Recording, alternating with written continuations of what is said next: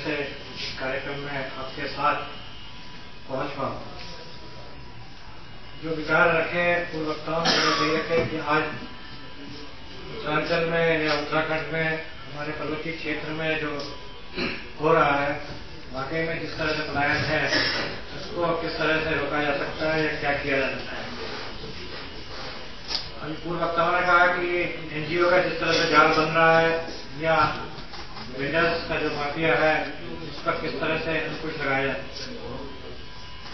समस्या यह है कि इतने वर्षों के बाद या अगर उत्तराखंड आंदोलन भी हुआ तो उसका मुख्य कारण था बेरोजगारी और साधनों की जो कमी थी।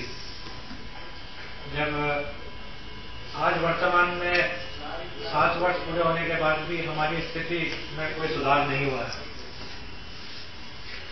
1999 में मैं वापस दिल्ली से हल्द्वानी गया और 2000 में मैं शिक्षा के क्षेत्र में आया जब बेटा इंस्टीट्यूट भीमताल को पुनर्जीवित करना पड़ा था, बंद हो रहा था क्योंकि अप्रूवल नहीं थी। मेरे जो डायरेक्टर थे जब मैं इंजीनियरिंग कॉलेज में था, उन्होंने कहा अगर कोई पर्वतीय क्षेत्र का आदमी इसको प्रयास करेगा तो शायद ये चल पड़े। वहां से मैं शिक्षा के क्षेत्र में आया सन 2000। पिछले 2 वर्ष से मैं आम्रपाली संस्थान में हूँ जहाँ इंजीनियरिंग कॉलेज की स्थापना करनी थी, जिसको हमने 2 वर्ष पूर्व स्थापित किया। मुख्य समस्या जो मैं देखता हूँ ये है कि हमारे जो नौजवान युवक जो आ रहे हैं इंजीनियरिंग में किसी भी क्षेत्र में, आज हमारे कॉलेज में 1835 छात्र छात्राएं हैं, पर उनमें वो जिज्ञासा नहीं है जो आज ग्लोबलाइजेशन के जमाने के लिए आवश्यक है। और पर्वतीय क्षेत्र में क्योंकि संसाधन नहीं है तो एक बार हम पढ़ लिख लेते हैं तो हम वापस पर्वतीय क्षेत्र की तरफ नहीं जाते।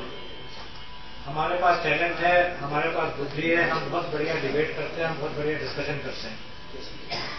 2000 में जब उत्तरांचल राज्य बना था उस समय एक सेमिनार हुई थी साइंस एंड टेक्नोलॉजी पर कटारबंद में।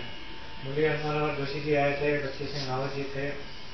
उस गोष्ठी में मेरे को भी जाने का मौका मिला था। वहां से मैंने प्रेरणा ली कि वाकई में पहाड़ में कुछ होना चाहिए और इस पर हमने विचार किया कि एक मोबाइल हॉस्पिटल होना चाहिए क्योंकि पहाड़ों में डॉक्टर की कमी होती है। इसका कारण हमने किया कि एक अल्ट्रासाउंड की मशीन होनी चाहिए क्योंकि लेडीज को इसकी बहुत आवश्यकता थी इंटीरियर पहाड़ में। उस पर डिस्कशन होता रहा, बनते बनते एक बड़े बस का रूप लिया कि उसमें अल्ट्रासाउंड भी होना चाहिए, एक्सरे भी होना चाहिए, ईसीजी भी होना चाहिए। वाईएस राजन जब अब्दुल कलाम के साथ थे, वो उस समय टाइफेड में थे। एक बार डिस्कशन हुआ था, उन्होंने कहा पहाड़ के लोग बोलते बहुत हैं, काम कुछ नहीं करते। ये बात थी 10 मई 2000।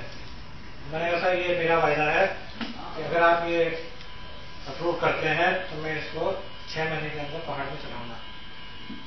हमने डिस्कशन किया, उस पर 2.5 करोड़ रुपये बच्ची सिंह रावत जी ने उस समय साइंस एंड टेक्नोलॉजी दिए। वो मोबाइल हॉस्पिटल पहाड़ में चला और उसने 5 साल पूरे किए हैं। और उसका नतीजा ये था, अब्दुल कलाम जी खुद आया, थोड़ा सा उन्होंने उसको फ्लैग ऑफ किया। आज उत्तरांचल में उत्तरांचल शासन ने उसकी सफलता को देखते हुए हर जिले में एक मोबाइल हॉस्पिटल चलाने का प्रयास कर रहे हैं, जिसका टेंडर निकल गया। अब हम में से कौन है जो पर्वतीय क्षेत्र में जाके उस मोबाइल हॉस्पिटल को हर जिले में चलाएगा? फिर बाहर से ही कोई एनजीओ आएगा जो उसका लाभ उठाएगा और उसको किस तरह से चलाएगा, किस तरह से नहीं चलाएगा, ये क्वेश्चन मार्क है। हमें ये प्रयास करना है, अगर हम वाकई में उस पहाड़ में करना है कि हम लोग जो बैठे हैं विभिन्न स्थानों में जिन्होंने अपने योग्यता हासिल की है, वहां से हम टीम अप करके अपने पर्वतीय क्षेत्र में जो लोग हैं उनको ग्रुप करें और कहें कि हम इसको यहाँ से अपने मार्गदर्शन में चलाने को तैयार हैं। तब हम अपने पहाड़ में वापस कुछ कर सकते हैं। इसी तरह आईटी का क्षेत्र है, हर जगह कॉल सेंटर चल रहे हैं। आज अगर नोएडा में एक कॉल सेंटर की कॉस्ट हम देखें तो यूएस के बनस्पत केवल 40% कॉस्ट लेस रह गई है। ये कॉल सेंटर कुछ सालों में या तो चाइना चले जाएंगे या कोरिया चले जाएंगे। अगर हमें करना है तो वाकई में हम क्यों नहीं कॉल सेंटर्स को पहाड़ में स्टैब्लिश कराएं, जहाँ की वायु में प्रदूषण नहीं है, जहाँ हमको एयर कंडीशन की जरूरत नहीं है। यदि हम वापस सन 2001 में मैंने प्रोजेक्ट दिया था कि हर जिले में अगर आप ट्रेनिंग सेंटर चलाएं और उस ट्रेनिंग सेंटर को चलाने के बाद आप उस ट्रेनिंग सेंटर से जो बच्चे पढ़ रहे हैं उनको वही 6 महीने तक आप उनको जॉब दीजिए और मेन ऑफिस नोएडा या दिल्ली से उनको जॉब दे और वापस में पॉलिश करके बाहर जो क्लाइंट्स हैं उनके साथ वर्कआउट करें।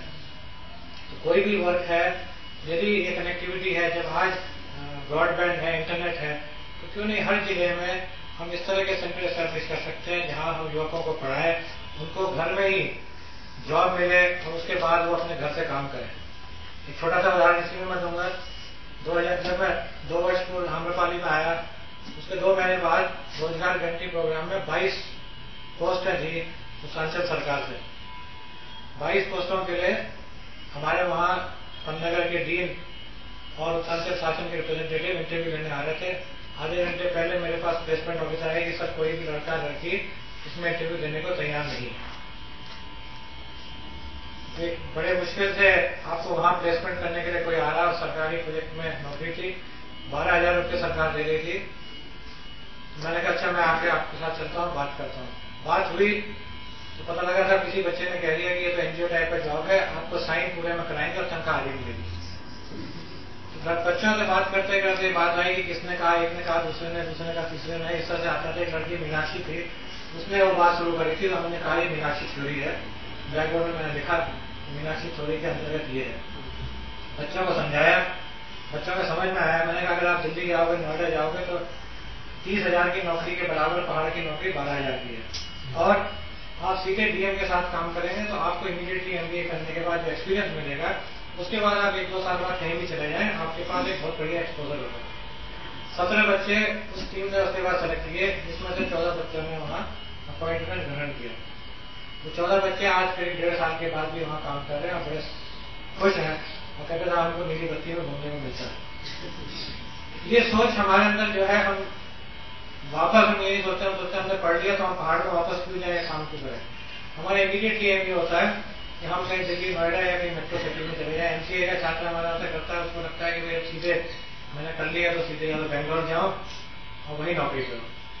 जब तक हम इस तरह से अपने लेवल पे ये न सोचें कि किस तरह से हम वापस अपने पहाड़ के अंदर एम्प्लॉयमेंट ला सकते हैं, तभी हमारी युवा पीढ़ी वहां पर मौजूद रह सकती है। नहीं तो जैसे आपने कहा कि सही है कि खाली जहाँ रह गए, गाँव में बड़े बुजुर्ग रह गए हैं और वृद्धाश्रम जैसा रह गया है। क्योंकि जब तक हम अपने पहाड़ में साधन नहीं करेंगे, कोई भी जगह वहां नहीं जाएगा, क्योंकि बच्चों के लिए पढ़ाई के साधन नहीं है। हमने इतने सालों में इंटीरियर में कहीं भी उस तरह की वो नहीं की है, मेडिकल कॉलेज नहीं है या हेल्थ की साधन नहीं है। इंजीनियरिंग कॉलेज पौड़ी में खोला, गुरचौड़ी में खोला, आज उसका कितना बुरा हाल है। कारण सिर्फ एक है कि कोई भी जगह वहां टीचिंग करने नहीं जाना सकता, क्योंकि जिसने इंजीनियरिंग कर ली है वो द्वारा जाके क्यों पढ़ाएगा, या वो गढ़वाल में जाके क्यों पढ़ाएगा, जब उसको आज नोएडा में 1 लाख रुपए की नौकरी मिलेगी। इस चीज का हमें मंथन करना है कि अगर हमें वाकई में पहाड़ में वापस जाना है तो हम किस तरह से अपने जो हम लोगों ने विभिन्न क्षेत्रों में सफलता हासिल की है, किस तरह से हम यहाँ से बैठे हुए